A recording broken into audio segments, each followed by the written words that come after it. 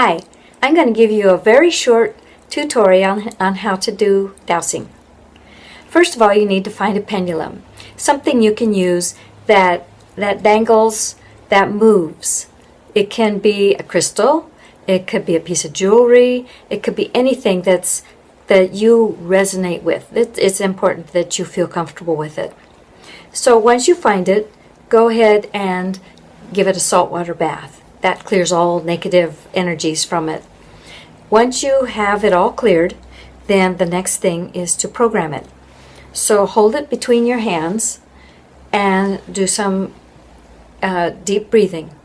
And as you breathe, as you exhale your energy and focus into your hands. So it's like you're supercharging this little area right here. So then what you'll say is Creator of all beings, Creator of all beings, Creator of all beings, divine temples, divine temples, divine temples, my higher self, my higher self, my higher self, my personal team of guides, teachers, and angels, my personal team of guides, teachers, and angels, my personal team of guides, teachers, and angels. In the name of truth, light, and love, I place the intention on this pendulum that it relay all information exclusively from my higher self, unless I give specific permission that it be otherwise. Let all information come from the temple of truth and be for my highest good and the good of all beings everywhere. I command that this intention be carried out with joy. Thank you, thank you, thank you. So now you've got your pendulum programmed so that it will give you answers based on your higher self. So you're ready to ask some questions. So what I do before I do any sort of dowsing is I do a little prayer request. So I say, let the temples of divine light, love, and truth descend, grow, and expand.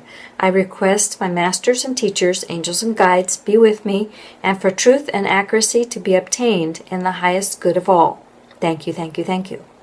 Okay, now you're ready to use your pendulum and ask some questions. Now it's really important that you're clear with your questions, because if there's any ambiguity or any little one thought but you're saying another thought, the pendulum's going to pick that up and you're going to get an answer that you don't know that doesn't make any sense to you, or a wrong answer. So just be really clear with your questions. Make them yes or no. So what you're going to need to do first of all is find out from your pendulum. Say, show me a yes. You're going to want to hold your pendulum far enough away from you so that it can move. So it will. So this is, for me, this is a yes. It goes in a circle clockwise. Now you can tell it to stop. And now tell it to show you a no.